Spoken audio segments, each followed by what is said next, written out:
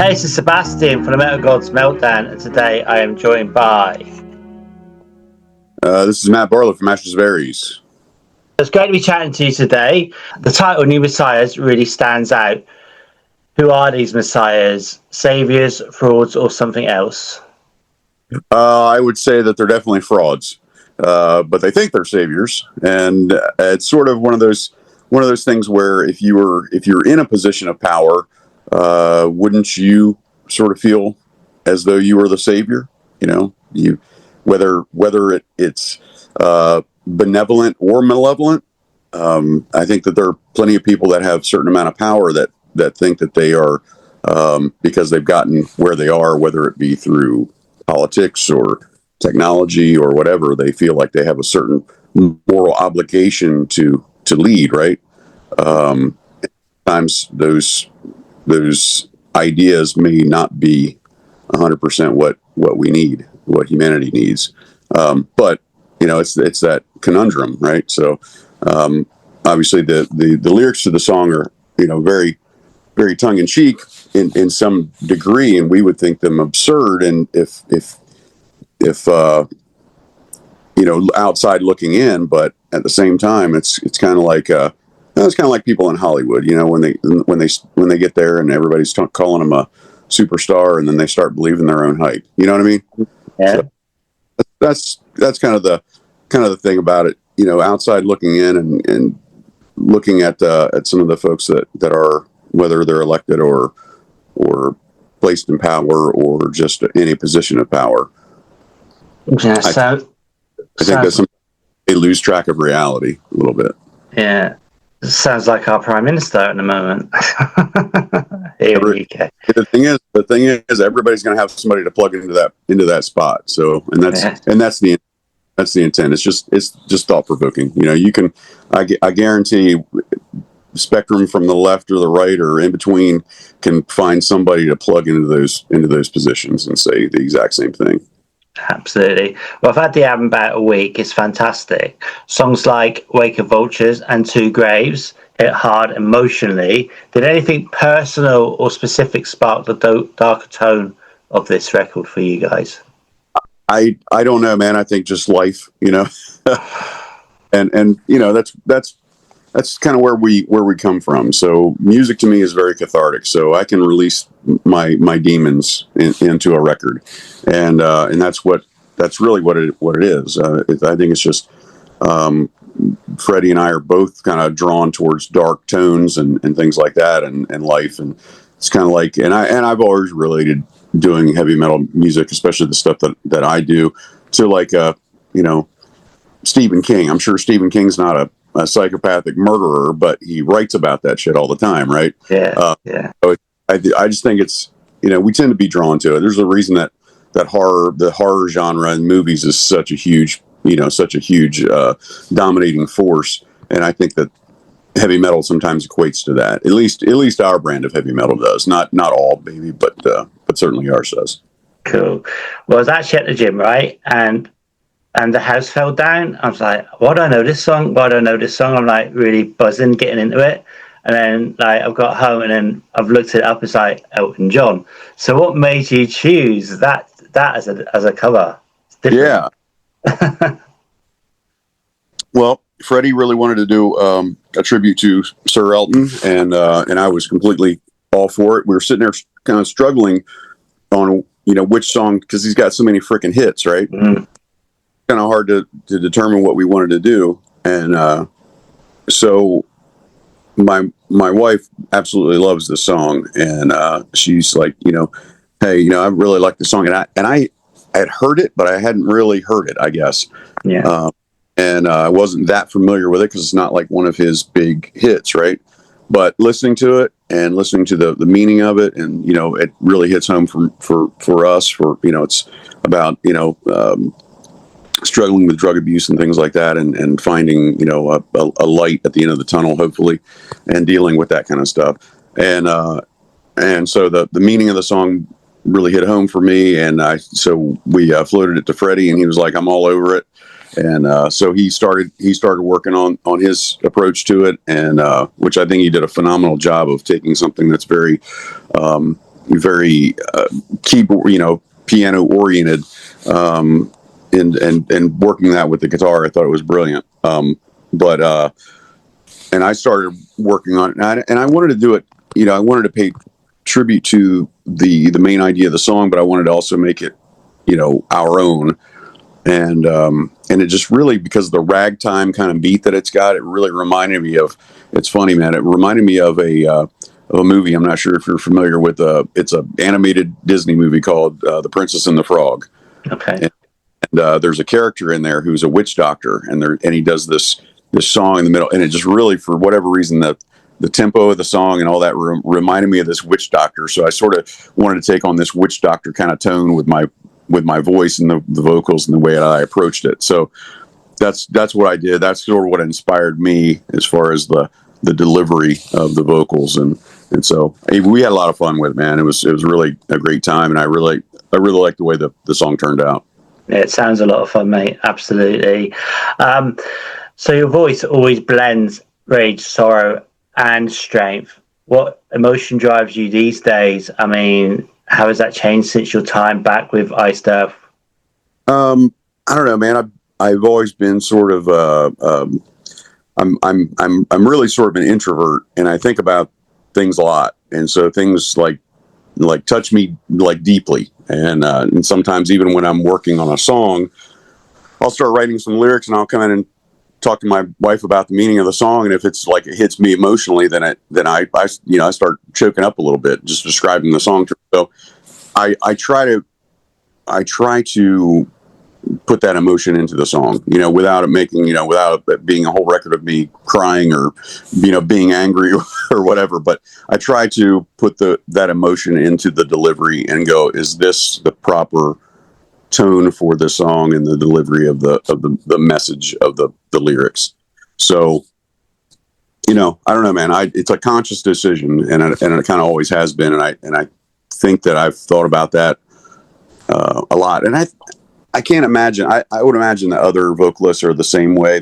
They want to, without being like overly theatric or dramatic. I mean, some stuff I do intentionally that's over the top, theatrical or dramatic, but really the tough stuff, I think, is the close kind of intimate kind of vibe. And so I take it very seriously. I mean, I think that's hugely important, because you have a very important job as a vocalist, as you're delivering the lyrics, and you have to deliver on the emotion of what the lyrics are talking about. So yeah, I take that very seriously. That's a huge responsibility. Cool. The reason I mentioned Greece at the start was because I looked on your Facebook and it said like when you were in Athens and that. I bet that was last year or something. I didn't have my glasses on. Yeah, it was probably stuff from 2 years ago. Yeah, we're getting ready to go back there in October or September, October.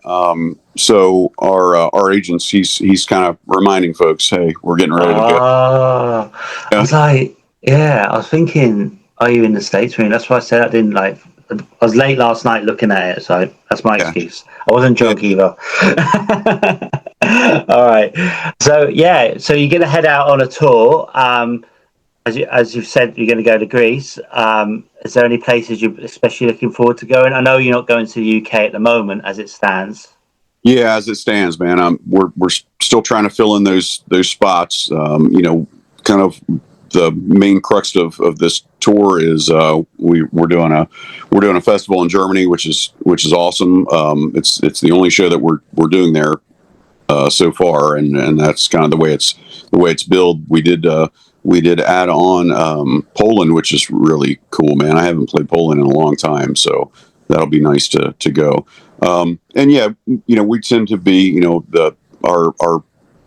our shows are kind of centered in Greece because, well, we're on a Greek label, and our agent is in Greece, and we've got a nice base there, so we can, that helps us to be able to travel there and things like that, and be able to afford to do any shows in Europe. So, I know a lot of people are upset that we don't venture out more, but hey, man, we can only venture out as far as local promoters want us. So, it kind of is what it is. I mean, I really love if people have the time, and I know folks actually have booked flights to go to Greece, because it'll be cool, man. Hey, yeah, totally. enjoy Greece and come and see an Ashes Very show. You know what I mean? So make it an event. I do that stuff all the time. Like my wife and I, if there's a band that we want to go see and it's in a cool location, then we'll book the show and then book the flight and then go and check out the location and then see the show as well. So you can do two things at once. Two things can do. Yeah, we're going to Barcelona to see the Burning Witches. I mean, yeah, why not? So, cool, man, right? Yeah, it makes it worthwhile. Yeah, makes it more fun. Definitely. So, all right.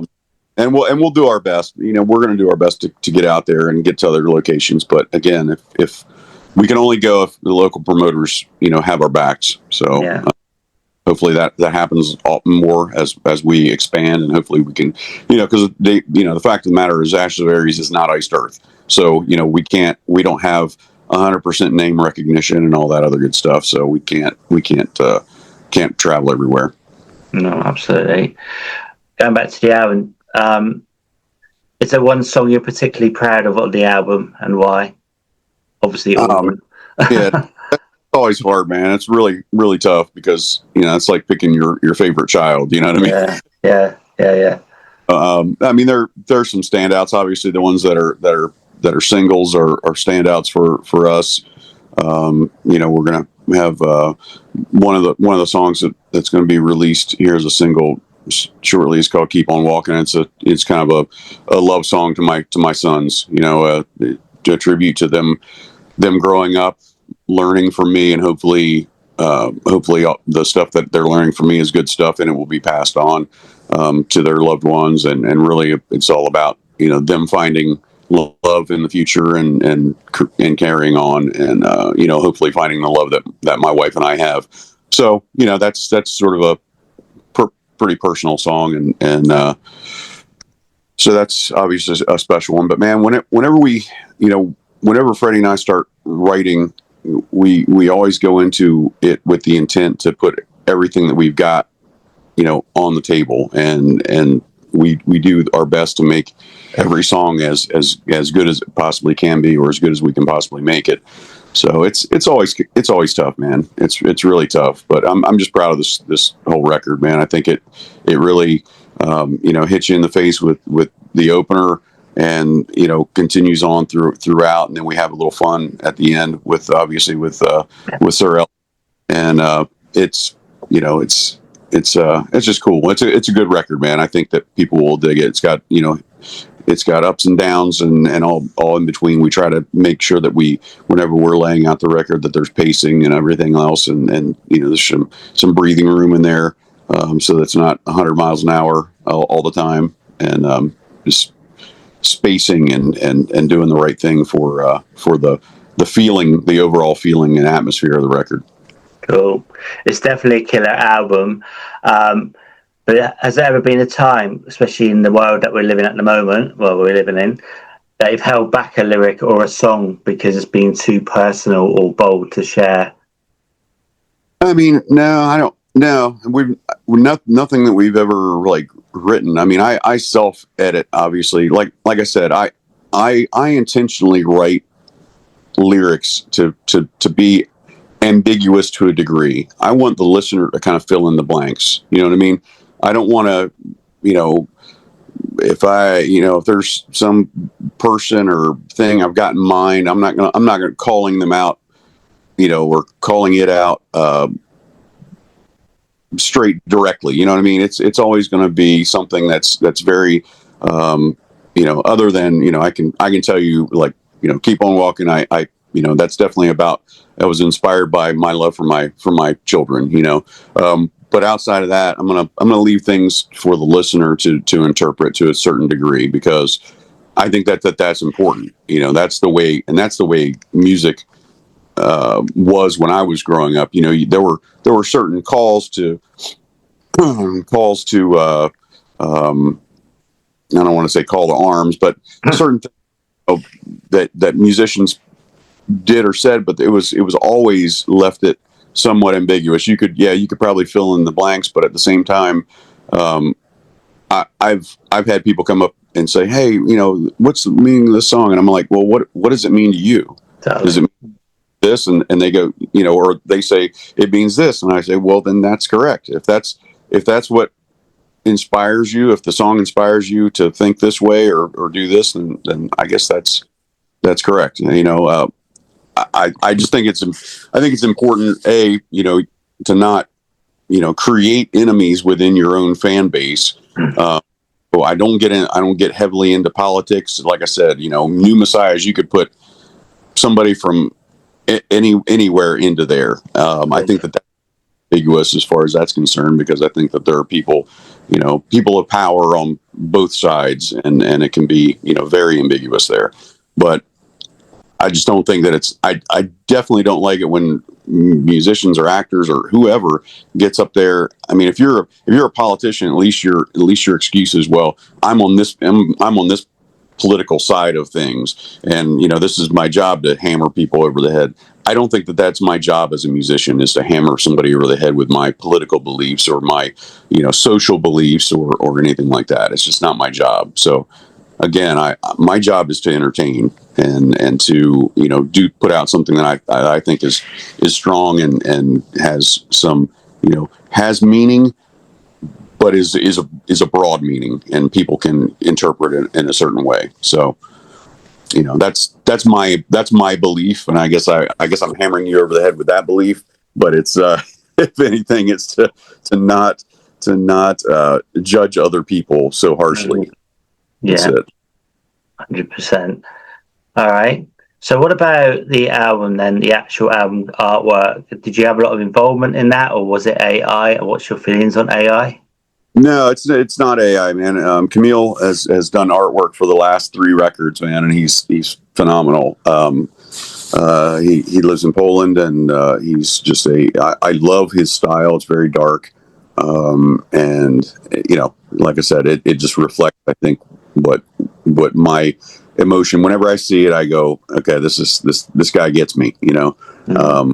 so that's where it is. And no, I'm not anti AI. I just think that it's a tool like anything else. I don't think that we need to start relying on that stuff, just like Chat GPT or anything else, man, because it's a little bit disturbing to me, because I can see people overusing it a lot, especially in writing. No, definitely. Even people that I know that I see, and I go, I know how you write. I've read your shit before. It's too clean. It's too precise. There's no errors, and I'm gonna call bullshit. You know what I mean? Too polished, man. Yeah. But I don't want to get into a situation where we're relying so much on that we're not using our brains. Exactly. And I do tend to think that that's happening to us on a lot more levels than we even realize, that we're not using our brains as much. I mean, I've never been great at math, but I find myself even more reliant now on calculation and things like that than I ever was before. Part of that could be just me getting older and losing stuff, but I think that we're all relying on that, and I think as soon as we start relying so much on a computer to formulate our thoughts, I think that we're at a loss. We're going to be losing. I think that AI should probably be utilized more for, and yes, it makes our lives easier. We can plug a bunch of thoughts in there and pop something out that sounds coherent.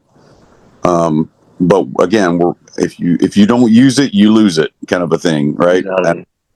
If we stop even trying to formulate thoughts, we're just going to be, Mm-hmm. it's good. AI should probably be used for more dynamic stuff, like, I don't know, space travel, calculating how we get from point A to point B in outer space. I'm okay with that. And some guys can probably calculate that shit with a slide ruler. I mean, I'm not that guy, but there probably some people can. But to me, I think it should be reserved for more more precise measurement kind of stuff rather than creativity. I think creativity, we should hold on to that. We should kick and scream on the creativity side as much as we can as human beings, because I think that's one of the things that really makes us humans. Absolutely, and it makes the unintelligent very intelligent, doesn't it? It's disturbing. Yeah, it is disturbing. All right, so if the Messiahs is a warning, what's it trying to say to the world, the scene, or yourself? I think it's just I think it's just, to me, it's just, I hope that people that are in those positions hear it. If they were to hear it, and they would go, oh yeah, maybe that's right. Maybe we are taking on too much of a thing. Maybe we're exalting ourselves too much. And we as society, we exalt people, right? I mean, that's one of the reasons that there have been, monarchs and things like that. I mean, we've done it to ourselves. But I think it's just one of those things. I think if we really truly want, equality in things, we need to address it on our level. And I say our level, like down here where I am, and then the folks up there. I think it's just, it's more for me an observation of things, and seeing how the things are, and that we do get frustrated about that. I think everybody does, and I don't begrudge people for doing well for themselves. I don't at all. Some people are like, eat the rich and all that. No, I'm not. To me, in a free society, rich people make their money by working. Working hard. Maybe there's some folks that are born with a silver spoon in their mouth, and I can't change that either. But a lot of people that acquire things, they do it through hard work. I don't begrudge them their earnings at the end of that. I just think that we have to be careful when you get into positions of power to not take on this role of Messiah. I think that's hugely important for them to realize, and for us to realize. We need to stop exalting people just to these degrees. And we do it with celebrities, right? We exalt to the point where we're hanging on their every word and things like that. And oh, well, they believe that, so I must believe that. No. Does their life, affect you directly in some way? Does their opinion affect you? What affects your life directly? And that's what you should be basing your decisions on. That's, again, opinion, my opinion. Don't take my opinion for, and I'll say this, I'm the same way. I guess I could be considered some sort of celebrity status, but don't take my opinion just because I'm saying it. What works best for you in your life, So that's the thing, man. It's cautionary tale stuff. I love cautionary tale stuff. It's a cool thing. I think it's some of the cautionary tales are some of the best stories out there, and I think it's been a tool that's been used for a long time in society, and I think it works really well. It's been ever since my friends the Greeks. Some of the best cautionary tales are those Greek cautionary tales, right? Absolutely. All right. So you are known for metal and for your work in law enforcement. Yeah, actually, are you at work at the moment?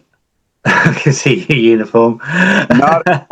I'm pre-work. So. Okay, so cool. So how do those sides of your work and life work together? I mean, is it easy to separate them? I mean, you've been doing it a long time, I guess. And how many Iced Earth fans have you arrested over the years? Yeah, none. There aren't that many ice. In the big scheme of things, there aren't that many. No, man. It really doesn't. The folks that I work with know what I do, and it's to them, it's my hobby, and it is. It's the reality of it is, music is a hobby. Sometimes I get paid. More oftentimes I do not. Most of anything that I've ever made with music goes right back into it in one way or another. So and that's that's great for me, because I do music because I love it, not because it's puts food on my table.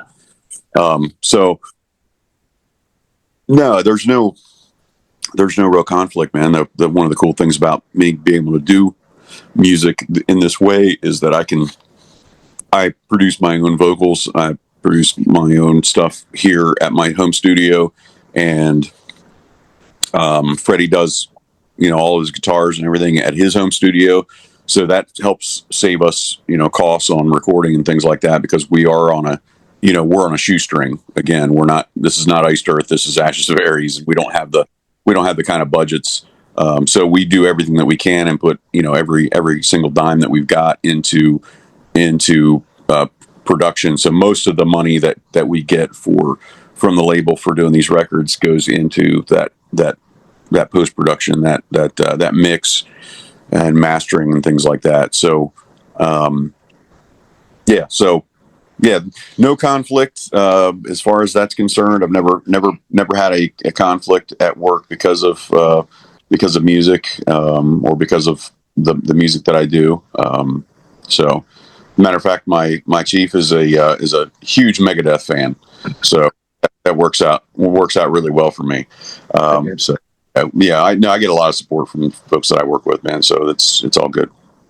Amazing. So the time's nearly up now. So I'd like to, again, thank you for your time today. The album is amazing, and I will try and get a review done soon. Do you have any final words for your fans, our viewers, and listeners? Yeah, I mean, I just, I just want to thank everybody for supporting Ashes of Aries and for supporting me for my career, now well over 30 years. I really appreciate it. It's an honor to be able to perform and to do these songs, and for people to keep buying it and keep us relevant, and it's such an honor, and I greatly appreciate it. And as long as you keep listening, we'll keep doing music, because Freddie and I really love what we do, and we're proud of the work that we do, and we want to continue doing so. So thank you, and everybody take care.